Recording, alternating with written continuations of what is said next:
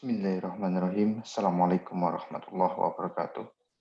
Alhamdulillahirabbil alamin. Allahumma shalli wa sallim ala sayyidina Muhammad wa ala ali sayyidina Muhammad.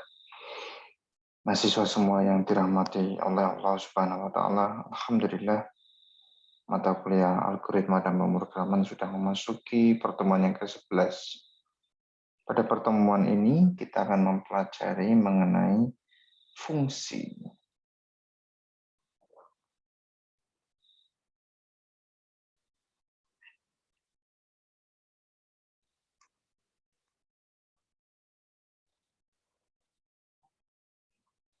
Buku yang kita gunakan masih sama, yaitu Logika Pemrograman dari Bapak Abdul Qadir. Di dalam buku tersebut, untuk pertemuan yang ke-11 ini kita memasuki bab 9 pembuatan fungsi. Ada sekitar 47 slide yang saudara bisa dapatkan di sini. Dimulai dari 47 slide tersebut, hal-hal yang akan nanti saudara pelajari, saudara baca mengenai bab 9, salah satunya adalah peranan fungsi, parameter bawaan, penyelesaian masalah dengan fungsi. Itu ya, beberapa item yang saudara lihat di dalam slide. Peranan fungsi di sini, skrip Python yang digunakan adalah memudahkan menyusun skrip kode mengingat sejumlah fungsi itu telah disediakan. Itu peranan fungsi.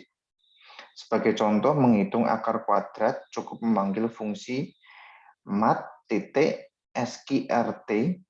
dalam kurung.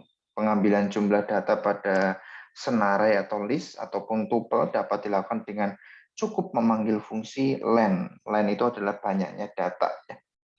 Salah satu alasan pembuatan fungsi yaitu menyederhanakan berbagai permasalahan. Dengan membangun fungsi yang banyak dipakai di sejumlah skrip, namun hanya salah satu alasan yang mendasari pembuatan fungsi di dalam skrip. Fungsi biasanya disusun dalam skrip dalam rangka memudahkan pembuatan skrip.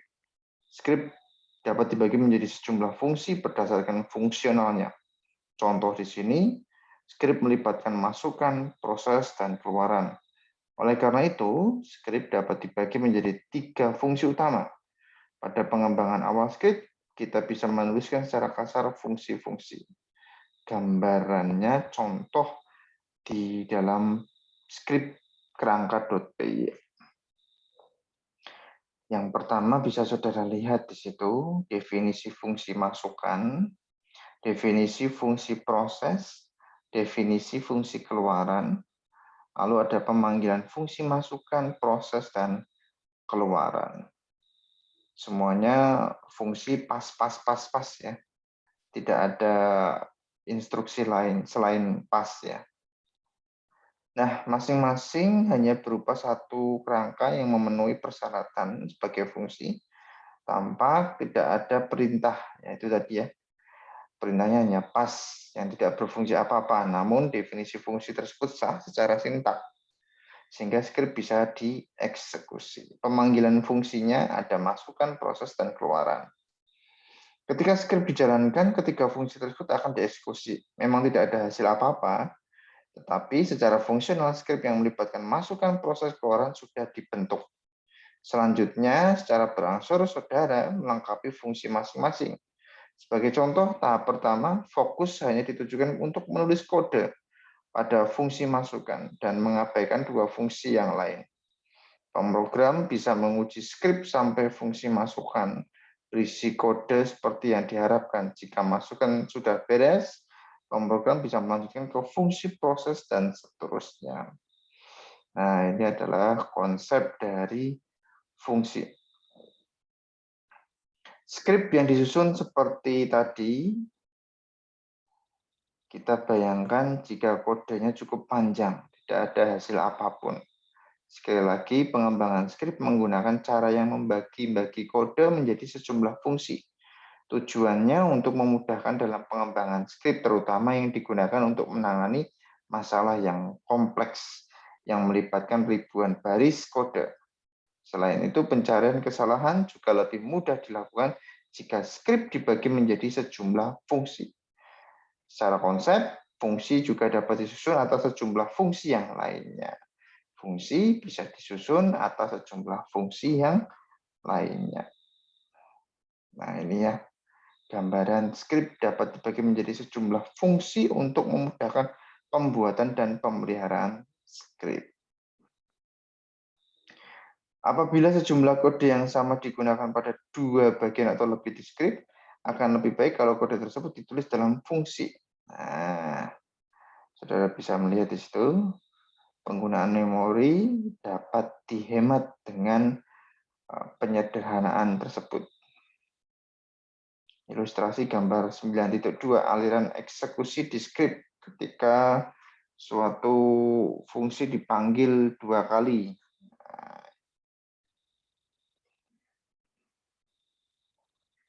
Pembuatan fungsi, sintaksnya seperti ini ya. Ini adalah dokumentasi atau catatannya. Pernyataan 1 sampai N, return, lalu nilai dari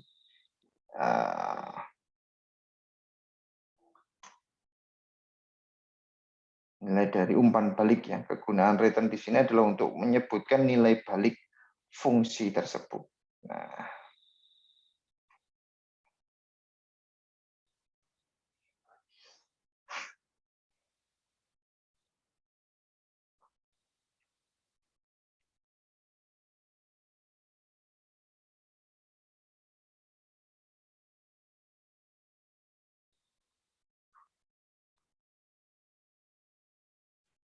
oke, saya lanjut ke lingkup variabel mahasiswa semuanya ya. Jadi nanti kalau yang skrip-skrip ini bisa saudara baca ya, penjelasan-penjelasan, contoh-contoh skripnya bisa nanti saudara juga praktekkan. Kita masuk ke teoritis dari lingkup variabel yang menyatakan cakupan area tempat variabel dapat diakses. Contoh, terdapat suatu variabel yang hanya dapat diakses dalam skrip atau bahkan pada suatu blok tertentu. Tapi terdapat pula variabel yang dapat diakses di mana saja. Oleh karena itu, terdapat istilah variabel global dan lokal. Perbedaannya seperti apa? Variabel lokal adalah variabel yang dideklarasikan di dalam suatu fungsi atau dalam suatu blok tertentu. Variabel seperti ini hanya dapat diakses di tempat fungsi atau blok bersangkutan. Variabel global adalah variabel yang dideklarasikan di luar fungsi manapun. Variabel ini dapat diakses di fungsi mana saja karena dia global ya. Dia diletakkan di atas fungsi. Semua variabel yang dideklarasikan dalam suatu fungsi atau dalam suatu blok adalah variabel lokal. Sebagai contoh, variabel jumlah huruf pada skrip jumhuruf.py.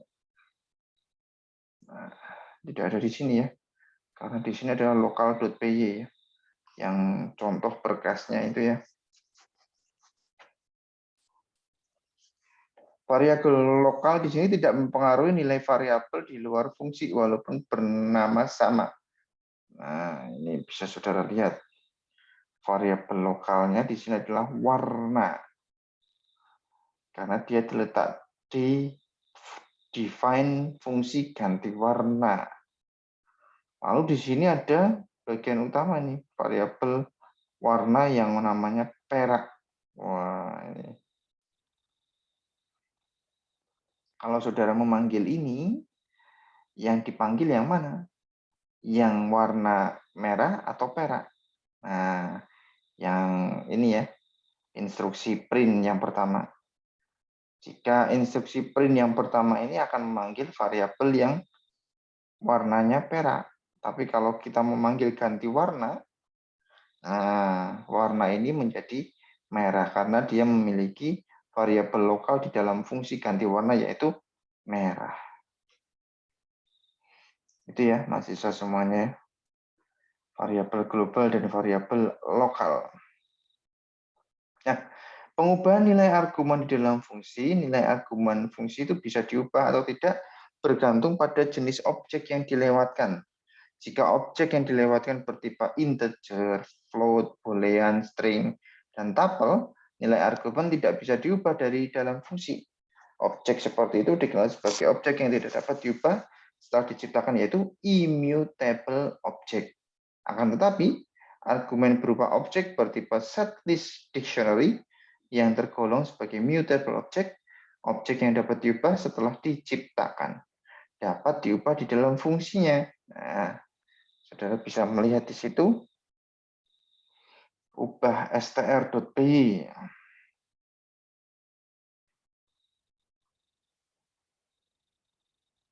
Contohnya di situ ya. Contoh melihat efek pengubahan nilai argumen. Define ubah bunga, bunganya melati. Print, dia memanggil bunga melati, return bunga. Ada bagian utama bunga mawar, di mana nanti jika kita mengetikkan print isi bunga semula yaitu bunga mawar, kita manggil fungsi ubah yaitu bunga, ini akan menjadi bunga melati. Mawar, melati, mawar lagi.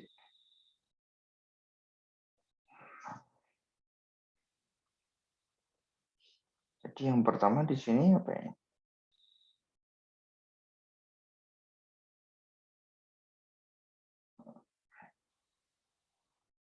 Isi bunga semula. Isi bunga semula itu mawar.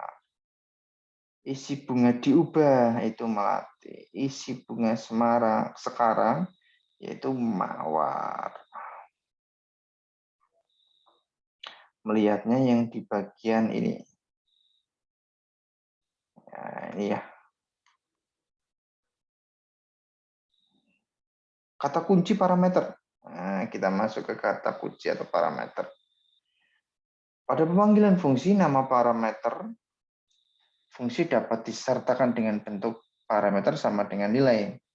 Dengan menggunakan kata kunci parameter, urutan argumen tidak lagi harus sama dengan urutan parameter di dalam definisi fungsi.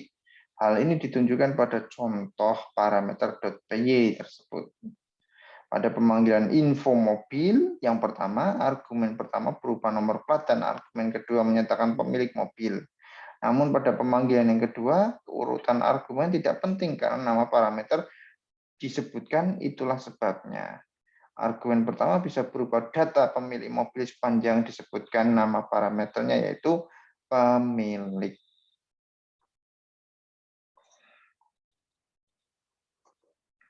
Sedangkan parameter bawaan merupakan parameter yang bersifat opsional, pilihan. Artinya ketika fungsi dipanggil, argumen untuk parameter ini bisa disertakan ataupun tidak disertakan. Apabila argumen disertakan dalam pemanggilan fungsi, nilainya akan digunakan dalam fungsi. Tetapi argumen tersebut tidak disebutkan dalam pemanggilan fungsi. Suatu nilai bawaan yang telah ditetapkan dalam definisi fungsi akan digunakan dalam fungsi tersebut. Nah, ini contohnya. Lalu kita masuk ke dalam argumen yang bersifat variabel. Kaitan mendukung fungsi dengan jumlah argumen yang bersifat variabel. Definisi fungsi ditulis dalam bentuk, ya ini ya skripnya, ada parameter variabel di sini. Pada format ini param ya, merupakan parameter tetap tidak bersifat variabel, bersifat opsional. Parameter yang bersifat variabel ditulis dengan awalan bintang. Nah, dalam hal ini parameter underscore var berkedudukan sebagai tuple, sehingga bisa diakses di tubuh fungsi dengan menggunakan for perulangan. Nah, itu ya, ini for perulangan. Nah, saudara bisa lihat di situ. Lalu fungsi anonim. Suatu fungsi disebut anonim karena tidak didefinisikan melalui def. Berbeda dengan fungsi yang memiliki nama, fungsi anonim mempunyai keterbatasan. Fungsi ini hanya dapat mengandung satu ekspresi, dalam hal ini ekspresi hanya bisa melibatkan parameter-parameter fungsi. Selain itu nilai balik hanya bisa satu. Fungsi anonim dibuat dengan menggunakan kunci lambda. Lambda itu salah satu teknik untuk membuat fungsi. Tetapi sifatnya itu berbeda dengan define ya. Jadi Kalau dikatakan define itu adalah fungsi tetapnya, lambda itu hanya fungsi sementara. Tapi tujuannya sama, yaitu sintak lambda itu digunakan untuk membuat fungsi. Kalau rekursif adalah pemanggilan diri sendiri ya. Rekursif. Fungsi seperti ini biasa digunakan pada persoalan tertentu yang dapat dikerjakan secara rekursif. Ini adalah fungsi rekursif. Nah, penyelesaian masalah bisa nanti saudara baca, karena nantinya itu berhubungan dengan contoh kasus. Nah, sebagai bentuk keaktifan dan kehadiran saudara pada hari ini, silakan nanti ya untuk menyelesaikan soal nomor 1 sampai 8. Nomor 1 sampai dengan 8 dibuat di dalam new discussion. Nama dan NIM sebagai judul, pesan adalah jawaban dari nomor 1 sampai 8, dievaluasi diri di halaman slide 45. Itu saja sebagai bentuk kehadiran dan keaktifan saudara. Terima kasih untuk pertemuan kali ini. Mohon maaf sebelumnya. Assalamualaikum warahmatullahi wabarakatuh.